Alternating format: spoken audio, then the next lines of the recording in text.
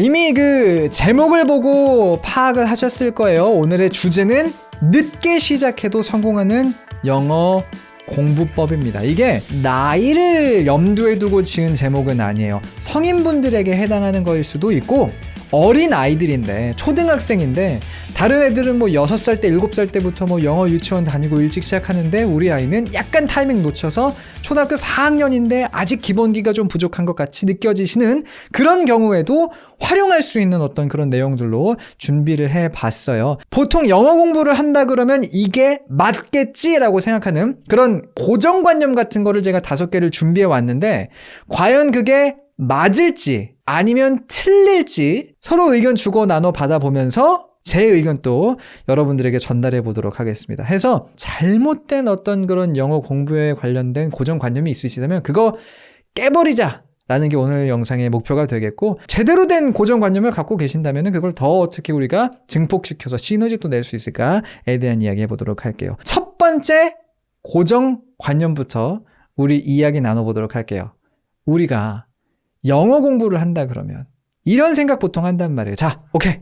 영어 공부 내가 이제 시작을 할 거야. 그러면 시작이니까 기초부터 차근차근 다져나가야 나중에 가서 뭔가 후회하는 일이 없겠지라는 생각. 보통 우리가 하지 않습니까? 자, 과연 영어 공부를 하는 데 있어서 특히나 내가 마음이 좀 급해. 왜? 늦게 시작한 것 같거든요. 그런 경우에 있어서 기초부터 차근차근 다져나가자라는 이 말이 맞는 말일까요? 틀린 말일까요? 제 생각을 전해드리도록 할게요. 제 생각이고 저의 생각이 여러분들에게 온전히 전달되려면 여러분들이 제 말을 오해하지 않고 들으시려면 집중해 주셔야 됩니다. 자, 기초부터 차근차근 다져가는 거 맞나요? 아니요. 저는 이거 틀리다라고 말씀을 드리고 싶어요. 왜 그럼 제가 이렇게 말을 하냐? 내가 영어 공부를 이제부터 시작해. 좀 늦었지만 열심히 해볼 거야 라는 마음을 가지고 기초부터 차근차근 쉬운 것부터 제대로 해나가야지 라는 생각들을 많이들 하시게 되는데 왕기초에서는 제대로라는 게 있을 수가 없어요. 크게 영어에 대해서 아는 게 없어. 이런 상황에서는요. 아무리 쉬운 거더라도 기초부터 차근차근 다져가면서 제대로 쌓아가면서 한다는 것 자체가 불가능합니다. 요거를 뭐로 비교를 좀 해드리면 어떤 비유를 해드리면 여러분들에게 좀 와닿을까라는 고민을 좀 해보면서 몇 가지 비유를 준비해봤어요. 뭐가 제일 어울릴지 모르겠는데 몇 가지 비유를 제가 드려볼 테니까 마음에 드는 거 골라서 기억하시면 됩니다. 되게 친절하죠? 마음에 드는 거 고르시면 돼요. 우리가 마라톤을 뛰려고 하는 거예요. 근데 포인트는 내가 뛰고 있는 이 마라톤이 몇 킬로짜리인지를 몰라요. 42.195일 수도 있고 60km짜리 마라톤일 수도 있고 2km짜리 마라톤일 수도 있고 내가 이 거리가 얼마인지를 몰라. 그런 상황에서 여러분 페이스 조절이 될까요? 페이스 조절이라는 거는 내가 얼마를 가야 하고 내 체력이 있으니까 이제 내 체력을 좀 이렇게 안배했을 때 100m당 몇 초를 뛰어서 가면 내가 이 길이를 완주할 때 얼마 정도 시간이 걸릴 거고 요게 계산이 되는 거잖아요. 우리가 거리를 몰라. 왕초보라는 거는 내가 어디까지 가야 되는지를 모르는 수준인 거예요. 그런 분이 뭔가 내가 기초부터 차근차근 제대로 해야지 라는 것은 어떤 느낌이냐면 저한테 얼마나 가야 될지 모르는데 100m를 전력 질주하고 있는 것처럼 밖에 보이지가 않는 겁니다. 사실 100m 전력 질주하면 200~300m만 가도 되게 힘들거든요. 그러니까 이미 되게 지쳐. 금방 되게 지쳐요. 근데 더 답답한 건 뭔지 아세요? 얼마나 더 가야 되는지를 내가 몰라. 그렇기 때문에 왕기초에게 제대로 기초부터 차근차근히 이게 되게 듣기 좋고 실제로 딱 봤을 땐 논리적으로 말이 되는 듯 하지만 하다 보면 이게 말 같지 않다라는 것을 우리가 깨달을 수가 있게 되는 거예요. 처음부터 기초부터 차근차근히 결과적으로 어떤 결과를 초래하냐면은 아는 걸 또 공부하고 또 공부하고 또 공부하는 이 함정에 빠지게 된단 말이죠. 그리고 제가 이걸 되게 싫어하는 거 많은 분들이 이미 알고 계실 겁니다. 여러 영상에서도 말을 한 적이 있지만 이 제대로라는 말 때문에 그래요. 말하자면 이런 거예요. 투부정사 내가 오늘 한번 공부를 했어. 근데 오늘 처음 공부한 거잖아요. 그러니까 뭔가 다 내 머릿속에 정리가 되지 않았을 거지 않습니까? 그러니까 내일도 왠지 또 이거 해야 될 것 같아. 일주일 있다가도 이거 기억 잘 안 나는데 또 투부정사해요.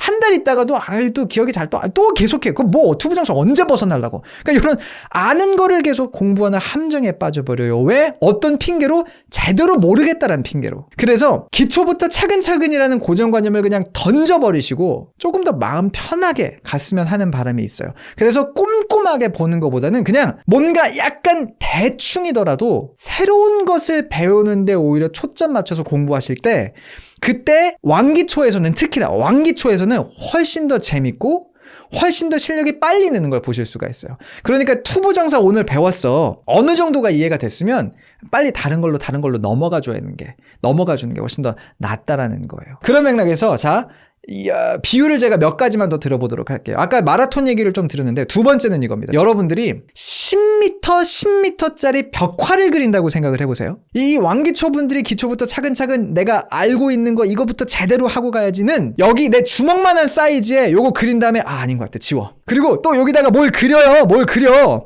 막 되게 작게 그려. 10m짜리면 이것도 막 크게 그려야 되는데 그것도 아니야. 내 주먹만한 곳에다가 막 엄청 그려요. 그리고 또 지워. 이거 아닌 것 같아. 이러고 있는 거예요. 빨리 이 10m 그리려면 빨리 뭘 이게 대강이라도 스케치를 좀 해놔야 되지 않겠습니까? 여기서만 깨작거리고 있으면 이게 나중에 큰 그림으로 갔을 때 첫 번째로는 큰 그림을 다 그리기도 언제 그릴 수 있을지 상상도 안 되지만 여기서 깨작 그린 게 나중에 큰 그림으로 봤을 때 저기서 왜 이렇게 깨작거려놨어? 저거 되게 안 어울리는데? 라든지 뭔가 나중에 돌아보면은 이게 저거 되게 안 어울려 안 맞아 라는 생각이 또 들 수가 있다는 거죠. 그렇게 공부하는 거랑 비슷하다는 거예요. 왕기초가 처음부터 기초부터 제대로 해가지고 내가 놓치는 거 없이 다 빠짐없이 빠바바박 물리적으로 힘들다라는 거죠. 특히나 왕기초에서 필요한 거는 가볍게 한 걸음 내딛어 가는 그 자체이기 때문에 그런 의미에서 요렇게 좀 해결책을 제시를 한번 해드려보고 싶어요. 첫 번째 해결책은 이거예요. 여러분들이 왕기초이면 왕기초일수록 영어 원서를요 조금 어렵다 싶은 원서를 내용 이해가 몇 % 되는지는 사실 중요하지 않아요. 그냥 처음부터 끝까지 한번 읽어보는 거를 제가 추천을 드리고 싶습니다. 이걸 통해서 우리가 원하는 건 뭐예요? 마라톤. 내가 뛰는 이 마라톤이 길이가 어느 정도인지 그 코스를 그냥 내가 뛰지 않아도 돼. 그냥 자동차를 타고서 버스 타고 가도 된다고 생각해도 되니까 그냥 이 코스를 한번 훑어보는 과정 자체를 가져줌으로써 아까 이제 말하신 것처럼 숲을 약간 한번 볼 수 있어야 된단 말이죠. 한 번이라도 쭉 한번 읽어봄으로써 영어가 어려우려면 이렇게까지 어려울 수 있는 거네. 그러니까 끝판왕의 어려운 문장 정도는 요런 게 있구나를 한번 봐주면 그러면 이게 내가 지금 여기서 투부정사에 목매고 있을 때가 아니네 라는 거를 조금 더 느끼실 수가 있어요. 자, 그래서 원서 한 권을 처음부터 끝까지 읽든 근데 이제 맥락이 이해가 되시죠? 그러니까 너무 쉬운 걸 읽으면 안 돼요. 너무 쉬운 거 한 권을 읽으시라는 게 아니라 내가 그래도 감당할 수 있을 정도의 어려운 책을 그냥 한번 보고 쭉쭉 한번 읽어보시면서 어려우려면 이 정도까지 어려울 수 있구나 라는 거를 봐주는 것 자체가 이 왕기초 시작할 때 제대로 된 어떤 그 속도 그리고 나에게 맞는 분량이라든지 언제 다음 진도로 넘어가야 될지를 판단하는 데 있어서 도움이 좀 될 수가 있다는 거죠. 아니면 요것도 좋아요. 영화 한 편에 대사를 그 넷플릭스 같은 거 보면 다 영어 자막 같은 거 이제 우리가 볼 수가 있잖아요. 영화 한 편에 대사라도 다 멈춰가면서 한 번씩 읽어보면 대사 속에서도 내가 이런 것들을 지금도 모르네. 아니면 내가 모르는 단어가 얼마나 있네 같은. 결과적으로 다시 돌아오자면은 내가 지금 뛰어야 되는 이 경주의 길이가 어느 정도 코스인 거구나를 한 번 그래도 감을 잡는데 도움이 되실 거라는 생각이 좀 들어요. 두 번째도 계속 가보도록 할게요. 이것도 여러분들이 맞다고 생각하는지 틀리다고 생각하시는지 댓글을 남겨주시면 됩니다. 앞에서도 이제 우리가 문법 얘기를 좀 했는데 문법이 되면 영어가 된다. 이거 맞는 말일까요? 아니면 틀린 말일까요? 아니었으면 좋겠다라고. 제 의견을 한번 말씀드리면 아니요, 그렇지 않습니다. 그렇지 않아요. 문법이 필수적인 건 맞아요. 문법이 영어의 기초가 되는 건 맞으나 근데 이건 영어의 기초일 뿐이지 영어의 전부는 아니에요. 이게 첫 번째에서 제가 드렸던 이야기랑 역시나 어느 정도 오버랩이 되는 부분이 좀 있어요. 그래서 1번, 2번으로 지금 이것을 연달아서 말씀을 드리는 건데 기본적으로 문법이라는 건 우리가 어떤 문장을 이해하고 말할 수 있으면 되는 거예요. 특히나 이건 약간 성인이 돼서 늦게 늦게 공부를 시작하시는 분들이 이 문법이라는 말하자면 영역이랄까 파트에 되게 올인해 버리시는 경우들이 많기에 제가 이걸 여기다 적어놨는데, 이 문법 공부라는 게 가장 좀 어떻게 말하자면 영어 공부 중에 공부다운 공부거든요. 그러니까 이제 수학 문제집 풀듯이 뭔가 문제집 풀면서 내가 틀린 게 나오고, 그쵸? 문제를 먼저 풀 수가 있고, 이게 맞았네 틀렸네가 좀 이렇게 나오니까 곧장 피드백도 좀 있고, 영어 공부 중에 가장 나한테 피드백이 익숙한 방향으로 오는 게 문법이다 보니까 문법 공부가 마치 영어 공부의 전부인 것 마냥 대하게 되는 그런 태도를 갖게 되는 경우들이 되게 많다라는 거죠. 제가 말씀드리고 싶은 건 이거예요. 문법 공부에 발목이 잡히지 않았으면 좋겠어요. 자, 위에 말 기억하세요. 이해되고 문제가 그래서 내가 만들 수 있으면 충분해요. 저도 이 함정에 가끔씩 빠져요. 제가 이제 이 함정에 빠진다는 거는 여러분들에게 문법을 설명드리면서 너무 막 불필요한 것까지 자세한 것까지 막 말씀드리려고 하는 이게 습성이 있어요. 강사로서의 어떤 그런 직업병 중에 하나인 것 같은데, 여러분들이 영어를 가르치실 게 아니잖아요. 강사가 될 게 아니잖아요. 그러니까 이해되고 문장 만들 수 있을 정도면 오케이인 거예요. 그런 맥락에서 곧장 한번 넘어가 보도록 할게요. 해결책, 문법책을 수학책 풀듯이, 그 수학책 정석, 요새 정석보다 더 유명한 그런 교재들도 많더라고요. 그런 거 풀듯이 대하지 마세요. 그거보다는 그냥 문법책을요. 자, 아까 제가 10m짜리 그림 그릴 때 여기서 깨작깨작거리지 마세요라고 말씀을 드렸잖아요. 뭔가 큰 그림을 그릴수록 우리가 비율이라든지 구도라든지를 먼저 생각해서 스케치를 먼저 해놔야 되거든요. 그래야지 이게 완성이 되면 이렇게 되겠구나를 알고 나서 우리가 작은 부분에다 이제 또 정성 들여가면서 그릴 거 아닙니까? 그런 느낌으로 문법책도 한번 그냥 큰 그림 스케치하듯이 훑어보셨으면 좋겠어요. 스케치하듯이 처음부터 쭉 살펴봐서 이런 것들이 영어에 있구나를 어느 정도 먼저 이해하셨으면 그다음부터 이제 실전에 뛰어들어서 막 이렇게 읽으면서 쓰면서 틀리면 틀린 대로 왜 이거 틀렸지? 그럼 이제 문법책으로 돌아가서 내가 궁금한 부분들을 그냥 그때그때 필요한 거 찾아보는 이런 식으로 활용을 하셨으면 좋겠는데, 그런 맥락에서 요거 하나만 팁을 좀 더 드리도록 할게요. 문법책을 스케치하듯이 훑어보실 때, 자, 용어에 집중하지 마세요. 현재 분사, 요런 거를 현재 분사라고 부르는구나. 현재 분사라는 거를 알 필요가 있는 거는, 저 같은 선생님이 자 이게 현재 분사죠 라고 그런 거를 가리킬 때, 지칭할 때 그냥 그게 뭔지를 내가 알고서는 파악할 수 있기 위해 필요한 거지, 실제로 여러분들이 문장을 쓸 때, 제가 예를 들어서 영어를 읽거나 영어 문장을 영작할 때 자 여기는 현재 분사가 들어가는 거야 이러면서 쓰지 않는단 말이죠. 그러니까 용어가 중요한 건 사실 아니에요. 차라리 형태에 집중하세요. 투부정사는 to 다음에 동사 원형이 들어가는 거야. 동명사랑 현재 분사는 기본적으로 동사 뒤에 ing가 붙는 거야. 이런 형태에 집중하셨으면 좋겠어요. 왜냐? 형태가 요런 게 이런 문법이다라는 게 머릿속에 들어가면 내가 어떤 문장을 읽었을 때 여기에 뭐가 쓰였겠구나 해서 문법책으로 돌아가서 모르는 부분을 찾아보는 게 가능해집니다. 그러니까 내가 읽는데 이 ing가 여기서 뭘로 쓰인 건지 모르겠어. 근데 내가 그럴 리는 없겠지만 현재 분사랑 동명사라는 용어는 아는데 그게 ing 붙여서 만들어진 거를 모른다고 쳐봐요. 되게 극단적인 예지만, 그러면 이게 동명사인지 현재 분사인지 모르니까 문법책에서 모르는 부분 어디를 찾아봐야 되는지도 파악이 안 된단 말이죠. 근데 용어는 몰라도 ing면, 그러니까 용어를 모를 수는 없지만 ing가 이게 동명사나 뭐 현재분사 그런 것 중에 하나 아니었어? 뭐 그런 게 있었는데 라도 알면 그럼 그때는 문법책 가서 찾아볼 수가 있어요. 그러니까 스케치하듯이 훑어보실 때 용어에 막 집중해가지고 이거를 외워야지 이게 아니라 이런 것들이 있어. 그리고 이런 것들을 실전에서 이거 어디서 내가 문법책을 찾아보면 되는 거였지의 연결고리로서 형태에 집중해 주시는 게 조금 더 도움이 좀 되더라라고 여러분들에게 먼저 말씀을 드려보고 싶습니다. 자, 그러면 넘어가 보도록 하죠. 이거는 여러분들 맞다고 생각하시나요? 틀리다고 생각하시나요? 양보단 질이다. 이게 사실 1번과 2번의 내용을 어느 정도 파악하셨다면 얘가 이제 어느 방향이겠구나를 감을 잡으실 것 같은데 이거는 이제 아니다. 양이 중요하다. 좀 의견의 통합이 이루어지고 있는 것 같아요. 맞아요. 이거 틀려요. 이거 틀려요. 이거 이렇게 좀 정리를 할게요. 하루에 10분은 절대적으로 부족해요. 이런 광고 우리가 많이 보잖아요. 패턴 책도 그렇고요. 온라인 강의도 그렇고요. 아니면은 뭐 이렇게 영어 공부하는데 도움을 주는 학습 기기도 그렇고요. 하루에 10분만 투자하면 이라는 문구를 이거 얼마나 듣기 좋습니까? 근데 하루 10분은 그냥 절대적으로 부족해요. 우리가 뭔가를 이렇게 배워나가는 데 있어서 영어가 아니어도 좋아요. 뭐가 됐든 좋은데 하루에 10분만 해도 정말 우리가 잘할 수 있게 되는 무언가가 있나라는 생각을 저는 해보는데 없을 것 같아요. 그러니까 그런 거에 좀 현혹되지 마시고 학습의 효율성을 따지는 건요. 일정 수준의 공부량이 있을 때 하는 얘기예요. 내가 하루에 1시간을 공부한다, 2시간을 공부한다, 그 정도가 될 때, 그럼 내가 이왕 1시간, 2시간 공부하는 거를 어떻게 하면 조금 더 효율적으로 공부할 수 있을까? 이제 그때 가서 따지면 되는 거지, 내 10분 어떻게 할애할 수 있을까? 뭘 해도 10분 안에 할 수 있는 건 되게 적단 말이죠.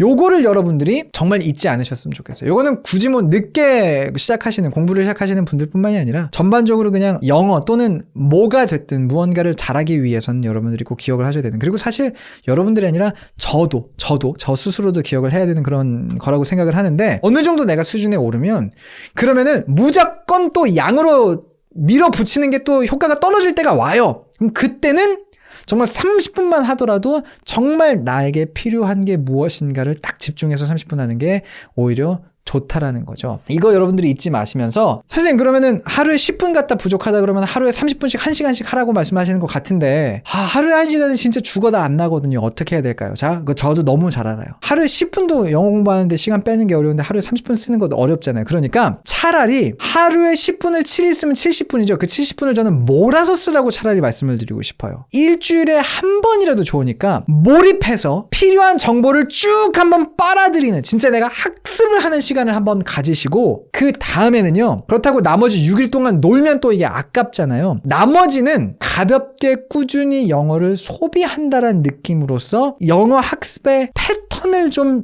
가져가 보시면 어떨까라는 생각이 들어요. 예를 들자면 이거예요. 일요일은 그래도 내가 조금 시간이 남는 것 같아. 그러면 일요일은 그래도 카페 한번 가서 2시간만큼은 내가 문법이면 문법, 어휘면 어휘, 패턴 드릴이면 패턴 드릴, 뭐든 좋으니까 정말로 내가 쭉 한번 온전히 집중하는 시간을 좀 가져보고, 그리고 월, 화, 수, 목, 금, 토까지는, 이때는 근데 뭔가 내가 막 엄청나게 기억해야 되고 몰입해야 되고 라기보다는 그냥 영어를 소비하는, 유튜브를 내가 출퇴근하면서 하나씩 볼 거면 이왕이면 그냥 영어 자막 있는 영어 유튜브 한번 틀어놓고 본다든지, 미드 볼 거면 굳이 우리나라 말 자막 말고 그냥 영어 자막만 한번 틀어놓고 본다든지, 이때는 이거 한다 저땐 저거 한다, 좀 나눠서 이렇게 생각을 해보시는 게 현실적으로 도움이 되지 않을까라는 어떤 생각으로 팁을 한번 드리고 싶었습니다. 자, 네 번째로 먼저 그럼 넘어가 보도록 할게요. 이거 맞는 얘기일까요? 틀린 얘기일까요? 여러분들이 눈치가 빠르신가요? 이거 맞습니다. 영어는 암기 과목이에요. 제가 가르치는 과목이 암기 과목이 아니었으면 좋겠지만 사실 암기예요.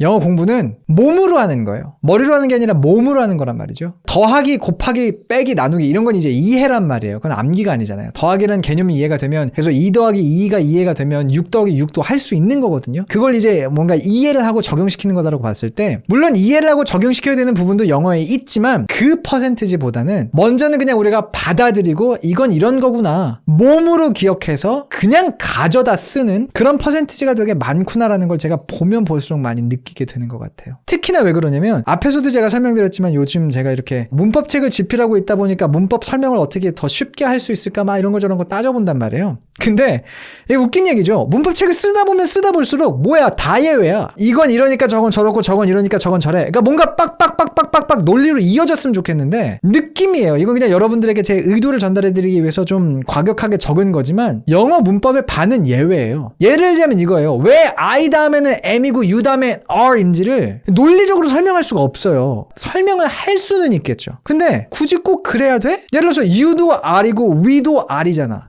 They도 R인데 그럼 I도 그냥 R 할 수 있는 거 아니야? 라고 우기면 그게 아니라고 말할 수가 없거든요. He는 또 그럼 왜 is인데요? 그게 과거의 히스토리를 따져보자면 뭐가 있겠지만 그냥 논리적으로 생각을 해보면 이게 안 돼요. 그러다 보니까 영어는 암기 과목이다라는 게 제 어떤 그런 결론이고, 그러다 보니까 이제 논리적인 분석이 적용되지 않을 수밖에 없죠. 그래서 더더군다나 여러분들이 문법의 발목이 안 묶였으면 좋겠다는 생각을 하는 거예요. 문법이라는 거는 규칙이고, 그래서 영어의 모든 문장이 이 규칙을 따라줘야 문법의 가치가 점점 더 높아지는 거 아닙니까? 근데 문법이라는 것 자체가 사실은 대부분이 암기인 거고, 문법은 이렇게 정해놓고 근데 실제로 여기서는 또 이런 식으로도 써요. 이런 게 또 너무나 많다 보니까 영어는 암기 과목이다라는 거를 처음부터 여러분들이 어느 정도 받아들이시는 게 오히려 영어 공부하는 마음을 편하게 만들어주는 부분이 좀 있구나라는 생각을 해봐요. 그런 의미에서 해결책을 이렇게 한번 제시드려 보도록 할게요. 이해되지 않아도 영어 문장을 한번 외워보세요. 저는 처음에 이제 영어 공부할 때 초창기에 이렇게 생각을 했었어요.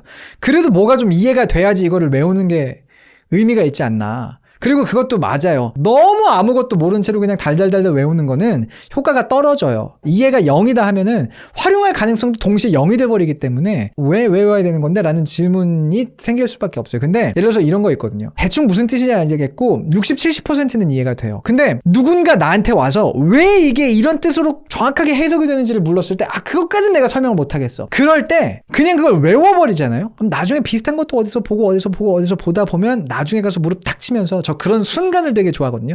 무릎을 탁 치면서 이게 이래가지고 이런 거구나 라고 우리가 깨닫게 되는 그런 경우들이 오히려 더 많더라고요. 여기 한 가지 팁은 뭔가를 외울 때 지금 내가 이 외우고 있는 문장의 맥락과 어느 상황에서 이 문장이 나왔는지와 이 문장을 말할 때 이 화자의 어떤 그런 감정이랄까가 같이 기억이 돼야 돼요. 그래야지 이게 이런 맥락에서 이렇게 말했고 여기서도 이런 맥락에서 비슷한 감정으로 이렇게 말했네? 여기서도 또 비슷한 맥락에 이런 감정으로 말을 했네?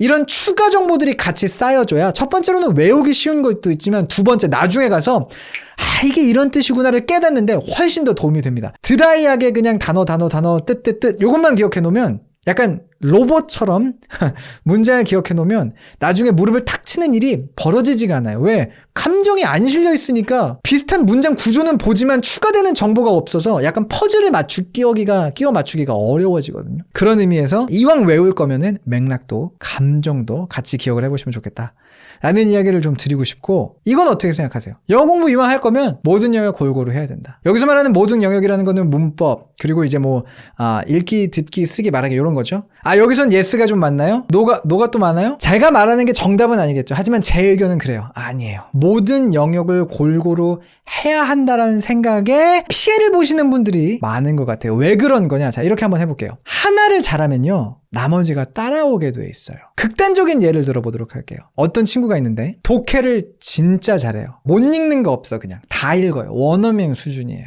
토플 보면 리딩 점수 만점이에요. 토익을 보면 리딩 점수 만점이에요. 근데 그런 친구가 리스닝이 하나도 안 되고 스피킹 라이팅이 하나도 안 되는 게 상상이 되세요? 이게 A 유형이에요. 이걸 이제 머릿속에 좀 넣어두고, B 유형은 뭐냐면요, 이거예요. 문법도 그냥 그렇고요. 리딩도 그냥 그래요. 리스닝, 스피킹, 라이팅 다 그냥 그래요. 주위에 많아요.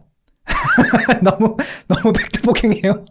B는 주위에 많아요. 근데 한 영역을 기똥차게 잘하는데 다른 영역을 되게 못하는 케이스는 찾기가 어려워요. 제가 이걸 통해서 드리고 싶은 말씀은 뭐냐면요, 리딩을 되게 잘하거나 스피킹이라도 되게 잘하면요, 나머지 것들이 안 따라올 수가 없어요. 내가 영작을 되게 잘해요. 라이팅을 되게 잘해요. 그럼 스피킹이란 것은 사실 영작을 내가 머릿속으로 하고서는 소리내서 입 밖으로 말하는 거잖아요. 그러니까 영작을 엄청 잘하는데 스피킹을 엄청 못하기도 어려워요. 사실은 이미 영작을 난 하고 있는 건데 스피킹을 어느 정도 해요. 내가 말을 갖다 막 말을 해. 그러면 이게 듣기를 못하기도 쉽지 않아요. 왜냐면 나는 이미 말을 잘하거든. 저 사람이 말하는 거 내가 다 따라 말할 수 있으면 내가 들을 수 있지 않겠어요? 그래서 어느 정도 리스닝이 되면요, 리딩을 못하기도 힘들어요. 아니, 이미 들어서 이해하는 거 내가 문자로 보고 이해를 못하겠냐고요. 꼭 라이팅에서만 시작돼야 되는 게 아니에요. 뭐가 됐든 무언가를 되게 잘하면요, 나머지를 못하기가 어려워요. 하나를 잘하면 나머지가 같이 향상되기가 훨씬 수월하다는 거예요. 그런 측면에서 보통 보면 이 네 가지 영역 중에서 본인이 더 편해하는 게 있어요. 사람마다 달라요. 나는 말하는 게 편해요. 쓰는 게 편해요. 읽는 게 편해요. 듣는 게 편해요. 그거에 집중해서 뭐라도 하나가 좀 이게 뚫고 나가주면 나머지 것들에 대한 스탠다드가 높아지기 때문에 같이 오히려 따라옵니다. 그래서 아까 나눠서 하는 게 좋을까요? 함께 몰아서 하는 게 좋을까요? 라고 질문 주셨는데 제 답은 그래요. 몰아서 해서 뭐라도 하나 이게 어느 정도의 영역, 경지, 수준까지 올라가주면 나머지를 같이 따라가게끔 만들어주는 게 훨씬 좋아요. 리암님이 아까 질문 주셨던 건가요? 지금 여기서 제가 이렇게 답변을 드립니다. 당연히 그러실 수 있는 상황이어야 되겠죠. 예를 들어서 내가 2달 있다가 토플 시험 점수가 나와야 돼요. 그러면 되는 대로 막 해야 돼요.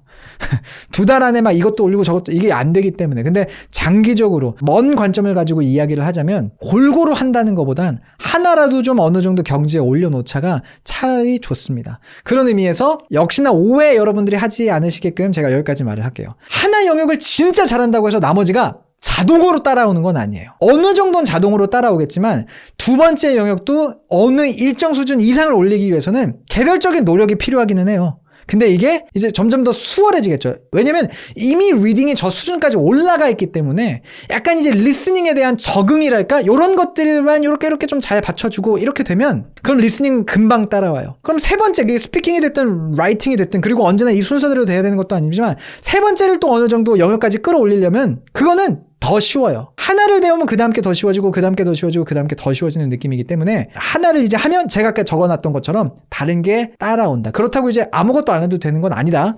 요거까지는 여러분들 이해를 좀 해주셨으면 좋겠어요. 오늘 늦게까지 함께 해주셔서 너무나 감사드리고요. 이번 영상은 편집되고 해서 아마 다음 주쯤 올라갈 것 같아요. 오늘 조금 영상 늦게 이렇게 참여해주신 분들은 다음 주에 영상 편집돼서 올라가는 거 또 한번 봐주시면 되겠고, 오늘 내용 관련해서 궁금하신 것들도 다음 주에 올라가는 영상에 밑에 댓글 남겨주시면 또 제가 열심히 답변해드리도록 하겠습니다. 좋은 밤 되시고요. 건강한 또 하루 여러분들 내일 보내시길 바라겠고, 저는 다음 시간에 또 찾아오도록 할게요. 자, 고생하셨습니다. 빠이.